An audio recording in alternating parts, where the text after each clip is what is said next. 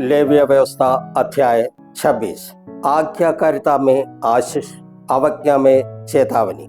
नमस्कार प्रिय मित्रों, आज हम लेवीय व्यवस्था अध्याय 26 से एक गंभीर और सच्चाई से भरा संदेश को समझेंगे। इस अध्याय में परमेश्वर स्पष्ट रूप से बताता है कि यदि इस्राएली उसकी आज्ञाओं का पालन करेंगे तो वह उन्हें भरपूर आशीष देगा। वो कहता है कि समय पर वर्षा होगी, भूमि अच्छी उपज देगी और देश में शांति बने रहेगी। सबसे बड़ी आशीष ये है कि परमेश्वर स्वयं उनके बीच में वास करेगा और उनका परमेश्वर होगा। लेकिन इसके साथ ही परमेश्वर चेतावनी भी देता है, यदि वे उसकी आज्ञाओं की अवहेलना करेंगे तो परिणाम बहुत गंभीर होंगे। बीमारी, अकाल, पराजय और देश से निर्वासन तक की बातें कही गई है। ये हमें दिखाता है कि परमेश्वर केवल प्रेमी ही नहीं बल्कि न्यायी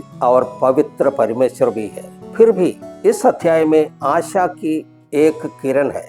परमेश्वर कहता है कि यदि लोग अपने पापों को मान ले और उसके पास लौट आए तो वह उन्हें फिर से स्वीकार करेगा और अपने वाचा को याद करेगा। यह हमें सिखाता है कि चाहे हम कितना भी दूर क्यों न चले गए, परमेश्वर के पास लौटने का रास्ता हमेशा खुला है। प्रिय भाइयों, इस अध्याय से हमें 3 महत्वपूर्ण बातें सीखने को मिलती है। पहला है, परमेश्वर की आज्ञाओं का पालन करने में ही सच्ची आशीष है। दूसरा है, अवज्ञा के परिणाम होते हैं, इसलिए हमें सतर्क रहना चाहिए। तीसरा है, और जब हम पश्चाताप करते हैं तो परमेश्वर हमें फिर से अपनाता है।